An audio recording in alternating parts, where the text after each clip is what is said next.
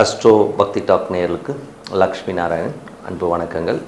இப்போ நம்ம பார்க்க போகிறது வார ராசி பலன் 24ஆம் தேதியிலேருந்து 30ஆம் தேதி வரை இப்படி இருக்க போதான்னு பார்க்க போகிறோம். எப்போதுமே சொல்கிறதாங்க, லக்னத்துக்கு பாருங்கள், ராசிக்கு பார்க்கறத விட லக்னத்துக்கு பார்க்க ரொம்ப பர்ஃபெக்டாக இருக்கும். உதாரணமாக ஒரு மகர லக்னம் விருச்சிக ராசினா நீங்கள் விருச்சிக ராசிக்கான பலன்களை பார்க்கணும், மகர ராசிக்கான பலன்களை பார்க்கும்போது ரொம்ப பர்ஃபெக்டாக இருக்கும். முதல்ல வர்றது பொது பலன்கள், அதுக்கப்புறம் தசாபுக்தி பலன்கள். உங்கள் ஜனகால ஜாதகத்தில் என்ன தசாபுக்தி அந்தரங்கள் வருதோ அதை நோட் பண்ணி வச்சு அதை மிங்கிள் பண்ணி பாருங்கள், ரொம்ப பர்ஃபெக்டாக இருக்கும். வீடியோட எண்ணில் tip of the week. So tip of the வீக்கில் பிரதோஷம் மற்றும் பௌர்ணமி, ஸோ அது வழிபாடு முறைகள், ஏன் வழிபாடு பண்ணணுங்கிற விஷயங்கள்லாம் சொல்லியிருக்கோம், மறக்காமல் பாருங்கள். மிதுன ராசி. ஸோ மிதுன ராசிக்கு பார்த்தீங்கன்னா உங்களது ராசி அதிபதி புதன் பார்த்தீங்கன்னா சூரியன் புதன் கேது இந்த ஒரு காம்பினேஷனில் இருக்கும்பொழுது நிலபுலன்கள் விற்பனை சம்பந்தமான விஷயங்களில் கொஞ்சம் எமோட்டான விஷயங்கள் இருக்கும்.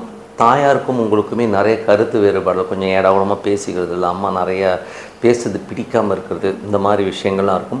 வண்டி வாகனங்கள் விற்கிறதுக்கான வாய்ப்புகள், நிலபுலன்கள் விற்கிறதுக்கான வாய்ப்புகள்லாம் இருக்கும். பட் இருந்தாலும் அதே கொஞ்சம் சிரமப்பட்டு கொஞ்சம் மனக்காயங்களோடு பண்ணுறமான விஷயங்கள் இருக்கும். அதனால் கொஞ்சம் கவனமாக இருக்கணும்.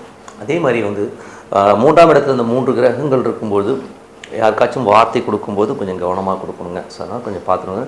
அதுக்கப்புறம் பார்க்கும்போது உங்களுடைய 4ல் உங்களுடைய மிதுனத்துக்கு சுக்கிரன் நீச்சமாக இருக்குது. தாயாருடைய நடவடிக்கைகள் நமக்கு காயங்களை கொடுக்கும்.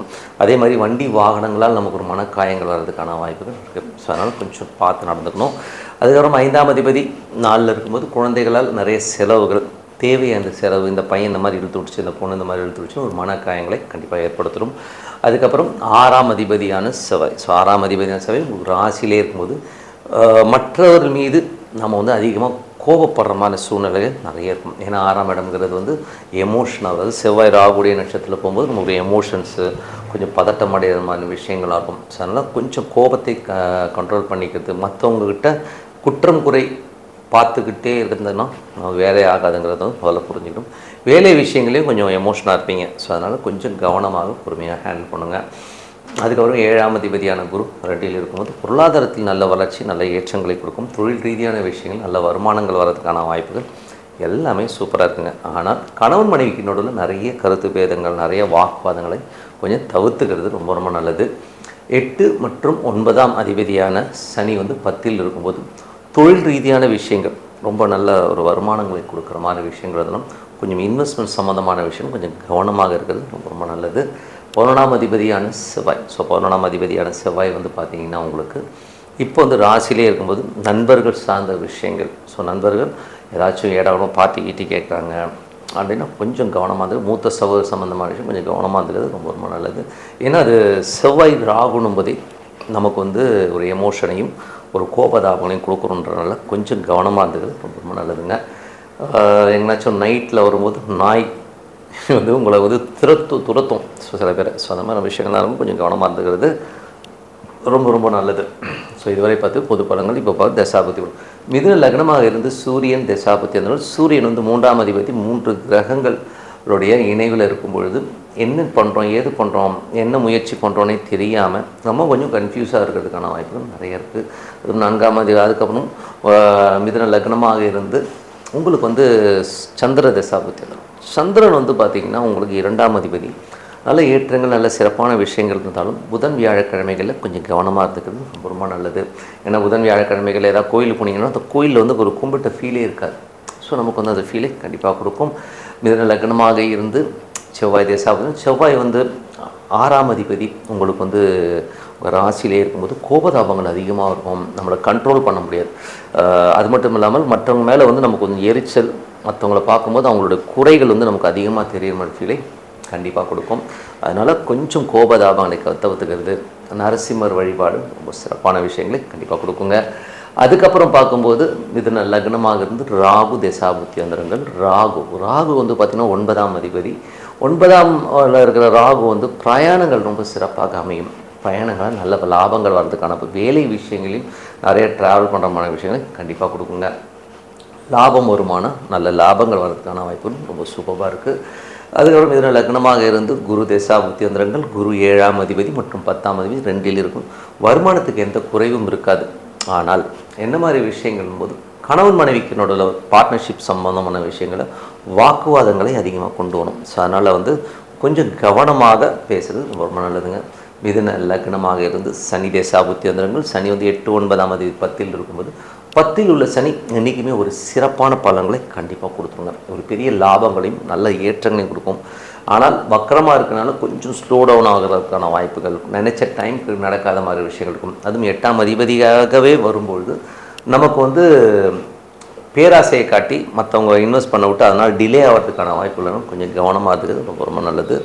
அதுக்கப்புறம் பார்க்கும்போது மிதுன லக்னமாக இருந்து புதன் தேசாபுத்தி அந்தரங்கள், புதன் வந்து பார்த்திங்கன்னா 3ல் கேது சூரியனுடைய அஸ்தங்கமாகும்போது அம்மா என்ன சொன்னாலும் நமக்கு மண்டைக்குள்ளே ஏறாது. அதே மாதிரி நிலபுலன்கள் வண்டி வாங்கினாலும் சின்னதாக ஒரு ஸ்ட்ரெஸ் வந்து போகிறதுக்கான கொஞ்சம் கவனமாக இருந்துக்கணும். மிதுன லக்னமாக இருந்து கேது தேசாபுத்தி அந்தரங்கள், கேது வந்து 3ல் வந்து அதுவும் சூரியனோடு இருக்கும்போது நமக்கு வந்து பக்கத்து வீட்டுக்காரர் மற்றும் நமது முயற்சிகளில் வந்து கொஞ்சம் ஸ்ட்ரெஸ்ஸான மாதிரி ஒரு ஃபீலிங் கண்டிப்பாக இருக்கும். அதனால் கொஞ்சம் கவனமாக மெடிடேஷன் பண்ணுறது, ஈஸ்வர வழிபாடு வந்து ஒரு சிறப்பான விஷயமாக இருக்கும். மிதுன லக்னமாக இருந்து சுக்கிர தசாபத்தி, சுக்கிரன் 4ல் நீச்சமாக இருக்கும்போது தாயாருடைய நடவடிக்கைகள், தாயாருடைய பேச்சுக்கள், நீங்களும் உங்கள் அம்மாவும் பேசிக்கும் போது ஒரு மனக்காயங்கள் வர்றதுக்கான வாய்ப்புகள் இருக்கிறனால கொஞ்சம் கவனமாக இருந்துக்கிறது ரொம்ப ரொம்ப நல்லதுங்க. மற்றபடி என்னங்க, என்னை பொறுத்தவரை நல்ல ஒரு பிரார்த்தனை, அமைதியாக ஒரு இடத்துல உட்காந்துக்குங்க. உங்களுக்கு பிடிச்ச சாமி என்ன சாமி வேணால் இருக்கட்டும். ஏன்னா எல்லாருக்குமே வந்து ஒரு க்ளோஸ் டு த ஹார்ட் ஒரு சாமி இருக்கும். ஸோ அந்த சாமியை மனதார டெய்லி ஒரு பர்டிகுலர் டைம் ஃபிக்ஸ், இப்போ 5 மணின்னு நீங்கள் ஃபிக்ஸ் பண்ணிட்டீங்கன்னா அந்த 5 மணிக்கு வந்து பர்ஃபெக்டாக அதுக்கு டைம் ஒதுக்கி நீங்கள் பிரார்த்தனை பண்ணி பாருங்கள். அவ்வளோக்கு அவ்வளோ அருமையாக இருக்கும். அதுவும் அமைதியாக பிரார்த்தனை பண்ணுங்கள். இந்த மணி அடிச்சுட்டு மந்திரம் சொல்லி ஆட்புட் பண்ணணும் அதெல்லாம் ஒன்றுமே வேண்டாம். முகம் கால் கழுவிட்டு அமைதியாக ஒரு 10 நிமிடம் உங்கள் இறைவனிடம் அமைதியாக உங்களை ஒப்படைங்க. சரணாகதிக்கு மிஞ்சினது வேறு எதுவுமே இல்லைங்க. ஸோ அதனால் வந்து கண்டிப்பாக பிரார்த்தனை பண்ணுங்கள். சிறப்பான வாழ்க்கை, நல்ல வாழ்க்கை உங்களுக்கு இருக்கும். கடகராசி, ஸோ கடகராசிக்கு வந்து பார்த்திங்கன்னா உங்களது ராசியாதிபதி சந்திரன், சிறப்பான விஷயம் வேலை சம்பந்தமான விஷயம், சுப நிகழ்ச்சிகள் சம்பந்தமான விஷயங்கள் எல்லாமே அற்புதமாக இருக்குங்க. ஸோ அதுக்கப்புறம் 2ஆம் அதிபதியில் வந்து சூரியன் ஆட்சி பலத்தோடு இருந்து அங்கே வந்து கேது புதன் போன்ற விஷயங்களாக வந்து கொஞ்சம் அலைச்சல்கள் இருக்கும். அதே நேரத்தில் வந்து பேசும்போது கொஞ்சம் கவனமாக பேசணும். நிறைய ரூல்ஸ் பேசிடுவோம். ஏன்னா இந்த சூரியன் கேது புதன்னும் போதே என்ன பேசுகிறோன்னு தெரியாமல் பேசுகிறது, கம்யூனிகேஷன் ஏரர், மற்றவங்க வந்து ஏதாச்சும் நினச்சிப்பாங்க, இல்லை இவங்க இப்படி சொல்லிட்டாங்க, அந்த மாதிரியான விஷயங்களால் கோபதாபங்கள் வர்றதுக்கான வாய்ப்புகள் இருக்கனால கொஞ்சம் கவனமாக இருக்கிறது ரொம்ப ரொம்ப நல்லது. அதுக்கப்புறம் பார்க்கும்போது உங்களுக்கு வந்து 3ஆம் அதிபதி 2ல் இருக்கும்போது நமக்கு தெரியாமல் மற்றவங்க நம்மளை வாட்ச் பண்ணுவாங்க. அதனால் கொஞ்சம் கவனமாக இருந்துங்க. நமக்கு தெரியாமல் கேமரா வைக்கிறது, நம்மளை வாட்ச் பண்ணுறது, நம்ம மொபைல் எடுத்து பார்க்குறது, இந்த மாதிரி விஷயங்கள்லாம் இருக்கும். கொஞ்சம் கவனமாக இருந்துக்கிறது ரொம்ப ரொம்ப நல்லது. அதுக்கப்புறம் பார்க்கும்போது உங்களுடைய 4ஆம் அதிபதி, ஸோ 4ஆம் அதிபதியான சுக்கிரன் 4-11 சுக்கிரன் 3ல் நீச்சம், நிலபுலன்கள் சம்மந்தமான விஷயங்கள், வண்டி வாகனங்களால் கொஞ்சம் மனக்கலக்கங்கள், மனசில் காயங்கள் ஏற்படுறதுக்கான வாய்ப்புகள் நிறைய இருக்கும். அதுவும் சுக்கிரன் நீச்சன்னும் போது தாயாரினால் நமக்கு கொஞ்சம் மனக்கலக்கங்கள் வரும். ஸோ அதனால் கொஞ்சம் பார்த்து இருந்துக்கணும். அதுக்கப்புறம் பார்க்கும்போது உங்களுக்கு 5ஆம் அதிபதி, ஸோ 5ஆம் அதிபதியான செவ்வாய் வந்து 12ல் இருக்கும். குழந்தைகளுக்காக நிறைய செலவு பண்ணுறமான விஷயங்கள், குழந்தைகளோட நடவடிக்கைகளால் மனக்காயங்கள், நடாது இந்த புள்ள இப்படி பண்ணிடுச்சேன்னு சொல்லி தூக்கம் வராமல் உட்காந்து புலம்புறது, இந்த மாதிரி விஷயங்கள்லாம் இருக்கும். அதனால் அந்த மாதிரி விஷயங்களை கொஞ்சம் கவனமாக பார்த்துக்கிறது ரொம்ப ரொம்ப நல்லது. அதுக்கப்புறம் 6 மற்றும் உங்களுக்கு வந்து 9ஆம் அதிபதியான குரு, ஸோ 6 மற்றும் 9ஆம் அதிபதியான குரு வந்து பார்த்திங்கன்னா இப்போ வந்து உங்கள் ராசியிலே இருக்கும்போது பிரயாணங்களில் போனோம் அப்படிங்கிற எண்ணங்களை கொடுக்கும். அதே நேரத்தில் உங்களுக்கு வந்து பார்த்திங்கன்னா குரு வந்து 6ஆம் அதிபதியாக இருக்கும்போது கொழுப்பு சம்மந்தமான விஷயங்கள், மோஷன் சம்மந்தமான விஷயங்கள் நிறைய பிரச்சனைகள் வர்றதுக்கான வாய்ப்புகள் நிறைய இருக்குது. ஏன்னா வந்து திடீர்னு வயிறு பிசமாகிறதோ, ஒரு கேஸ்ட்ரிக் ஃபார்மேஷன்ஸ், அந்த மாதிரி விஷயங்கள் இருக்கும். ஸோ கொஞ்சம் உடல் நலத்தில் கொஞ்சம் கவனமாக இருந்துக்கிறது நல்லது. வேலையை வந்து ரொம்ப அதீதமாக நேசித்து நிறைய மண்டையில் தூக்கி போட்டுக்கிறதெல்லாம் இப்போ கொஞ்சம் அவாய்ட் பண்ணிக்கிட்டு பொறுமையாக ஹெல்த் கான்ஷியஸாக இருக்கிறது ரொம்ப ரொம்ப நல்லதுங்க. அதுக்கப்புறம் பார்க்கும்போது உங்களுக்கு 7-8ஆம் அதிபதியான சனி 9ல் இருக்கும்போது தந்தை சார்ந்த உறவுகளில் கொஞ்சம் கவனமாக இருக்கணும். கணவன் மனைவிகளோடு நிறைய பிரயாணங்கள் ஏற்படுறதுக்கான வாய்ப்புகள் இருக்கும். இருந்தாலும் சின்ன சின்ன ஈகோ கிளாஷஸ் வர்றதுக்கான வாய்ப்புகள் கொஞ்சம் கவனமாக பார்த்துக்கிறது ரொம்ப ரொம்ப நல்லது. அதுக்கப்புறம் உங்களுடைய 10ஆம் அதிபதி, ஸோ 10ஆம் அதிபதியான செவ்வாய் 12ல் இருக்கும்போது தொழில் ரீதியான விஷயம் நிறைய பிரயாணம் பண்ண இருந்தாலும் ஒரு பயத்தை கொடுக்கும். தேவையில்லாத ஒரு மன பயம், கோபதாபங்கள் வர்றதுக்கான வாய்ப்புகள் கொஞ்சம் கவனமாக இருக்கிறது ரொம்ப ரொம்ப நல்லது. அதுக்கப்புறம் 11ஆம் அதிபதியான சுக்கிரன் 3ல் இருக்கும்போது தவறான நடவடிக்கைகளில் மனசு போகும். தப்பான வழின்னு சொல்லுவோமே. ஸோ கொஞ்சம் அந்த மாதிரி எண்ணங்கள்லாம் வரும். அதெல்லாம் கொஞ்சம் கண்ட்ரோல் பண்ணிக்கிட்டு ஒரு வாரம் 10 நாளில் மாறிடும். அது வரை கொஞ்சம் கவனமாக இருந்துக்கிறது ரொம்ப ரொம்ப நல்லதுங்க. புரியும்னு நினைக்கிறேன். ஸோ 12ஆம் அதிபதியான புதன் உங்களுக்கு வந்து அஸ்தங்கத்தில் இருக்கும்போது தேவையில்லாத விஷயங்கள், இப்படி பேசிட்டாங்க, அப்படி பேசிட்டாங்க, குடும்பத்தில் இப்படி பண்ணிட்டாங்க, நான் இந்த மாதிரி காசு கொடுத்துருக்கக்கூடாது, இந்த மாதிரி குழப்பங்களால் நைட்டு தூங்காமல் இருப்பீங்க. ஸோ இதெல்லாம் கொஞ்சம் அவாய்ட் பண்ணிக்கிறது ரொம்ப ரொம்ப நல்லதுங்க. ஸோ இதுவரை பார்த்தது பொது பலன்கள். இப்போ பார்க்க போகிறது தசாபதி பலன்கள். கடக லக்னமாக இருந்து சூரியன் தசாபதி, சூரியன் 2ல் இருக்கும்போது அது நிறைய புதன் மற்றும் கேதுவோடு இருக்கும்போது செயல்பாடுகள், என்ன பேசுகிறோம் ஏது பேசுகிறோம் சொல்லி சில நேரங்களில் படபடன்னு பேசியிருக்கிற மாதிரியான விஷயங்கள் இருக்கும். எமோஷனில் வந்து நீங்கள் நியாயமாக பேசினாலும் அது மற்றவங்களுக்கு தப்பாக புரியறதுக்கான வாய்ப்புகளும் கொஞ்சம் கவனமாக இருக்கணும். குடும்ப நபர்களையும் பேசும்போது கொஞ்சம் கவனமாக இருந்துக்கோங்க. அதுக்கப்புறம் பார்க்கும்போது கடக லக்னமாக சந்திர தேசம், சந்திரன் சிறப்பான விஷயங்கள், நல்ல ஏற்றங்களை கொடுக்கறதுக்கான விஷயங்களுமே அற்புதமாக இருக்குது. கடக லக்னமாக வந்து செவ்வாய் தேசம், செவ்வாய் வந்து 12ல் இருக்குங்க. என்றைக்குமே வந்து 5ஆம் அதிபதி உங்களுக்கு வந்து 12ல் இருக்கும்போது குழந்தைகளை நினச்சி கொஞ்சம் கோபப்படுறது, குழந்தைகளால் ஒரு மன உளைச்சல் வர்றதுக்கான வாய்ப்புகள் இருக்குது. ஏன்னா அது ராகுடைய சாரத்தில் இருக்கும்போது இந்த பிள்ளை இப்படி பண்ணிடுச்சு, இந்த பையன் இந்த மாதிரி பண்ணுறான்னு சொல்லிட்டு ஒரு எமோட் ஆகி நைட்டெல்லாம் வந்து தூங்காமல் இருக்கிறது, அதை பற்றியே நினச்சிட்டு இருக்கிறது மாதிரி விஷயங்கள்லாம் இருக்கும். அதனால் அதெல்லாம் விட்டுருங்க. அவங்கள வந்து நம்ம எடுத்து சொல்கிற அளவுக்கு வந்து குழந்தைகளாக இருந்தால் பரவாயில்ல, தோளுக்கு மீறினா என்ன பண்ண முடியும், கொஞ்சம் அந்த எமோஷன்லாம் வந்து கண்ட்ரோல் பண்ணிக்கோங்க. அதுக்கப்புறம் பார்க்கும்போது கடக லக்னமாக வந்து ராகு தேசம், ராகு வந்து 8ல் இருக்கும்போது ரொம்ப கவனம் தேவை. தேவையில்லாத கணவன் மனைவிக்கினோட சர்ச்சைகளை வந்து அவாய்ட் பண்ணிக்கிறது நல்லது. தேவையில்லாத சர்ச்சைகளை அவாய்ட் பண்ணிக்கணும், பாதி பிரச்சனை போகும். மற்றவரிடம் நம்ம வந்து கம்பேர் பண்ணிக்கிறதெல்லாம் வந்து கொஞ்சம் அவாய்ட் பண்ணிக்கணும். அதனால் வந்து நமக்கு பிரச்சனை வர்றதுக்கான வாய்ப்பு, கொஞ்சம் பேச்சை கம்மி பண்ணிங்கனாலே எல்லாமே ரொம்ப சிறப்பாக இருக்கும். அதுக்கப்புறம் வந்து கடக லக்னமாக இருந்து குரு தேசாபுத்தியந்திரன், குரு வந்து 6ஆம் அதிபதி மற்றும் உங்களுக்கு வந்து 9ஆம் அதிபதியாக குரு வரும்போது அது ராசியிலே உச்சமாகும்போது உடல் ரீதியான விஷயங்கள் ரொம்ப கவனமாக இருக்கணுங்க. மூட்டுவலி, வயிறு உபிசம், இந்த மாதிரி விஷயங்கள்லாம் வர்றதுக்கான வாய்ப்புகள் இருக்கனால கொஞ்சம் கவனமாக பார்த்துக்குங்க. அதுவும் வந்து குரு வந்து இப்போ சனியுடைய சாரத்தில் போகும்போது தொழில் ரீதியான விஷயங்களே நல்ல ஏற்றங்கள் கொடுத்தாலும் வேலை விஷயங்களில் வந்து பார்த்திங்கன்னா உங்களுக்கு வந்து கொஞ்சம் சின்ன ஒரு ப்ரெஷர்ஸோ ஒரு டென்ஷன்ஸோ வர்றதுக்கான வாய்ப்புகள் நிறைய இருக்குது. ஸோ அதனால் அந்த மாதிரி விஷயங்கள் வந்து கொஞ்சம் கவனமாக பார்த்துக்கிறது ரொம்ப ரொம்ப நல்லது. அதுக்கப்புறம் பார்க்கும்போது கடக லக்னமாக இருந்து சனி தேசாவது, சனி 7, 8ஆம் அதிபதி 9ல் தந்தை சார்ந்த உறவுகள், தந்தை சார்ந்த உறவால் சின்ன மனக்காயங்கள் வர்றதுக்கான பிடிவாதம், அப்பாவுடைய பிடிவாதத்தால் கொஞ்சம் மனக்காயங்கள் வர்றதுக்கான வாய்ப்புகள் கொஞ்சம் கவனமாக இருக்கும். கணவன் மனைவிக்கினோட கொஞ்சம் ஈகோவெல்லாம் விட்டுறது, எங்கள் அப்பா இப்படி பேசிட்டீங்க, எங்கள் மாமனார் இப்படி பேசிட்டீங்கன்னு சொல்லிட்டுலாம் வரும். அது கம்ப்ளைண்ட்ஸ்லாம் வர்றது சகஜம். ஸோ அதனால் அதெல்லாம் கண்டுக்காமல் கொஞ்சம் வந்து விட்டு கொடுத்து போகிறது ரொம்ப ரொம்ப நல்லது. கடக லக்னமாக இருந்து புதன் தேசாபுத்தியந்திரங்கள், புதன் வந்து உங்களுக்கு 12ஆம் அதிபதியாக வரும்போது அவர் வந்து இப்போ அஸ்தங்கத்தில் இருக்கும்போது என்ன பேசுகிறோம் ஏது பேசுகிறோன்னு தெரியாது. சின்ன கலகங்கள், அதாவது அவங்க இப்படி பேசிட்டாங்க இவங்க பேசுகிறாங்க, அதுக்கப்புறம் உங்களுக்கு தெரியாமல் வாட்ச் பண்ணி நான் உங்களை பார்த்தேன் அப்படின்னு சொல்லி ஏதாச்சும் சொல்லி உங்களுக்கு மனக்கலக்கங்கள் வர்றதுக்கான வாய்ப்பு இருக்கனால கொஞ்சம் கவனமாக இருக்கணும். பேசும்போது கொஞ்சம் கவனமாக பேசிக்கிறது ரொம்ப ரொம்ப நல்லது.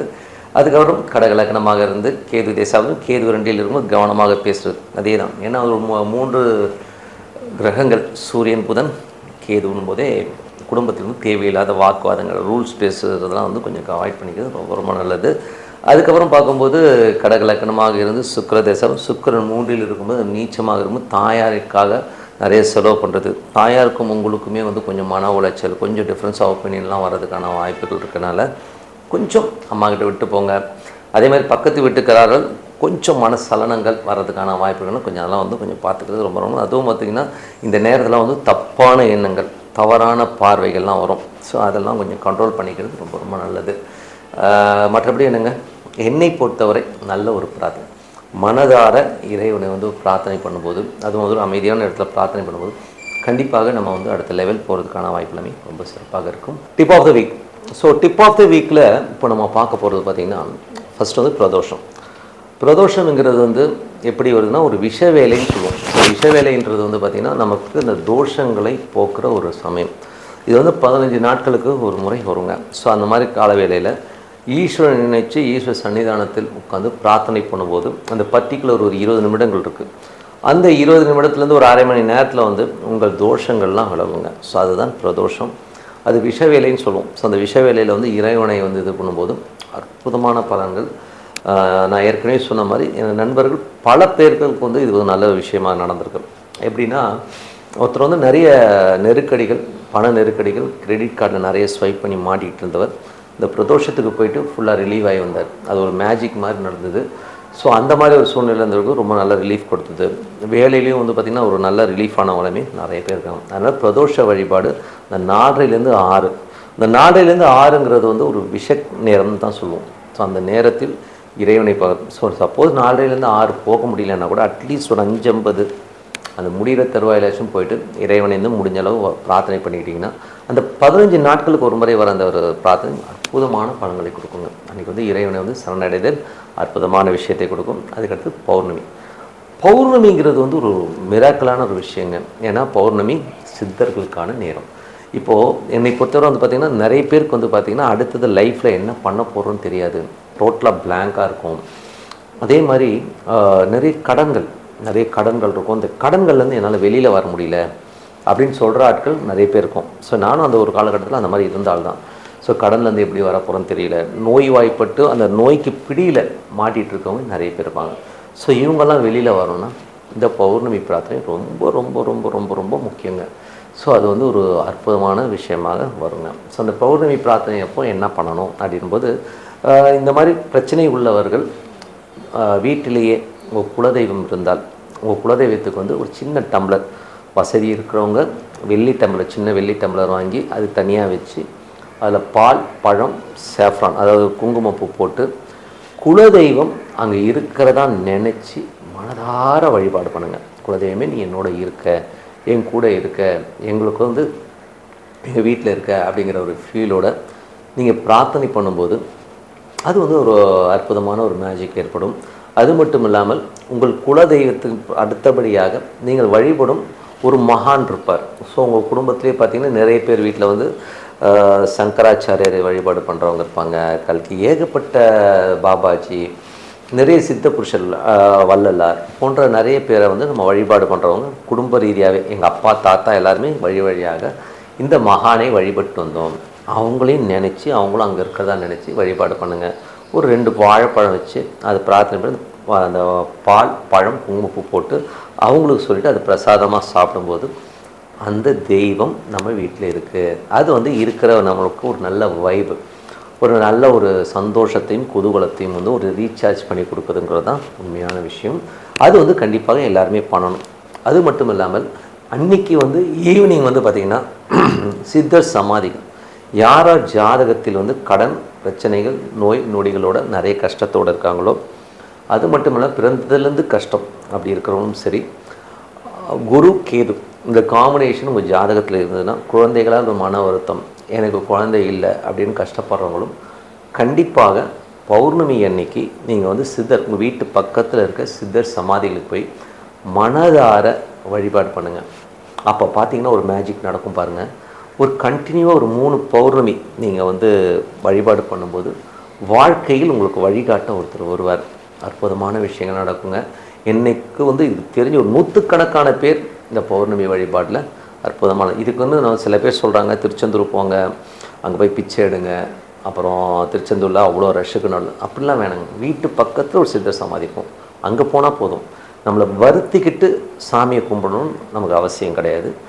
நமக்கு சாமி பக்கத்தில் வச்சுக்கிறது தான் புத்திசாலித்தனம். ஓகேங்களா? ஸோ அதனால் வந்து இறைவன் எங்கே இருந்தாலும் கூப்பிட்டா வருவார். ஸோ அதனால் பக்கத்தில் வச்சுக்கோங்க. ஏன் அந்த கோயிலுக்கு போகிறோன்னா அந்த வழியாக அங்கே பூஜை புனஸ்காரங்கள் கரெக்டாக பண்ணுற இடமா இருந்ததுன்னா அங்கே ஒரு நல்ல வைப்ரேஷன்ஸ் இருக்கும். நீங்கள் அதை வந்து ஃபீல் பண்ண முடியும். அதனால தான் சொல்கிறாங்க. ஸோ அதனால் சித்தர் சமாதிகளுக்கு போங்க, அங்கே ஒரு அரை மணி நேரம் ஸ்பெண்ட் பண்ணுங்கள். ஏன்னா மாதத்துக்கு ஒரு நாள் குருக்கேது அந்த பௌர்ணமி அன்னைக்கு சித்தர் சமாதிகள் போய் வழிபாடு பண்ணும்போது தமிழ்நாட்டில் எல்லா இடங்களிலும் சித்தர் சமாதிகள் இருக்குது. அங்கே போய் வழிபாடு பண்ணுங்கள். அற்புதமான பலன்கள். இந்த குருக்கேதுங்கிறது வந்து பார்த்திங்கன்னா வழியாக வரும், வம்சா வழியாகவே வரும். ஸோ அவங்களுக்குலாம் அதுலேருந்து விடுபட்டு நல்ல ஒரு வாழ்க்கை, நல்ல ஒரு விஷயங்கள்லாம் கண்டிப்பாக கிடைக்கும். மறக்காமல் இதை மிஸ் பண்ணாமல் பண்ணுங்கள். ஸோ வந்து பௌர்ணமி வந்து பார்த்திங்கன்னா உங்களுக்கு வந்து 26ஆம் தேதி சாயங்காலம், 27ஆம் தேதியும் இருக்குது. ஸோ உங்களுக்கு கரெக்டான டைம் பார்த்து நீங்கள் போய் வழிபாடு பண்ணும்போது அற்புதமான பலன்கள் உங்களை தேடி வரும். மறக்காமல் பண்ணுங்கள் சொல்லிட்டு உங்களிடம் விடைபெறுவது உங்கள் லக்ஷ்மி நாராயண். நன்றி, வணக்கம்.